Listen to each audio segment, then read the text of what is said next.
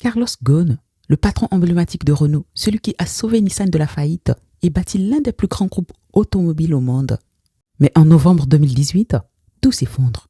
Arrêté à Tokyo, accusé d'abus de confiance et de fraude financière, il passe plus de 100 jours en détention. Comment l'un des dirigeants les plus puissants du monde s'est-il retrouvé prisonnier d'un système qu'il a lui-même construit?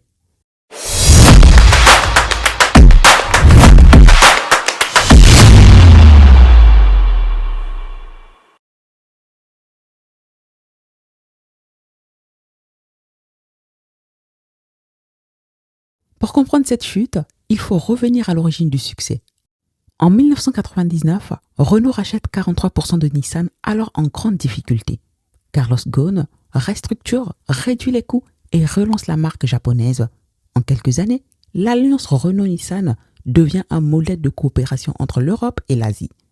Mais derrière les chiffres, les tensions montent. Renault détient une part importante de Nissan, mais l'inverse n'est pas vrai. Les dirigeants japonais craignent une prise de contrôle française lorsque Ghosn veut aller plus loin. Une fusion complète entre Renault et Nissan. C'est la rupture. Une partie de Nissan cherche alors à s'en débarrasser. Et son arrestation au Japon ressemble à un coup de théâtre, mais aussi à un coup politique. Officiellement, Carlos Ghosn est accusé d'avoir dissimulé une partie de ses revenus et d'avoir utilisé les fonds du groupe à des fins personnelles. Officieusement, son arrestation s'inscrit dans un bras de fer économique, celui d'un dirigeant étranger jugé trop puissant dans un système japonais fondé sur le consensus. En toile de fond, la peur de voir Nissan perdre son autonomie. Au-delà du cas Ghosn, l'affaire révèle la fragilité des alliances mondiales quand la coopération devient rivalité, quand la confiance devient suspicion.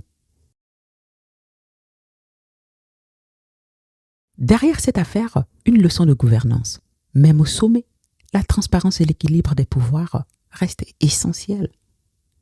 Dans nos contextes africains aussi, les alliances économiques, publiques ou privées reposent sur une question clé.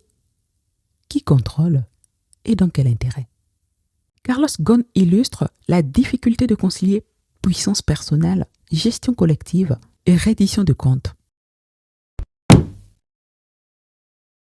Aujourd'hui, Carlos Ghosn vit en exil au Liban. Il continue de clamer son innocence et accuse un complot industriel.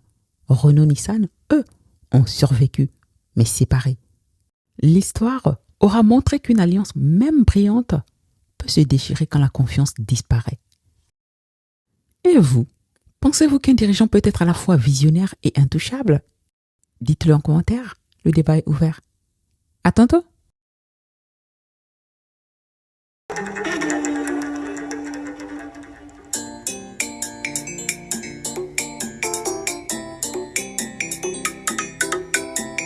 Yo yo yo, vamwana nzeni haya.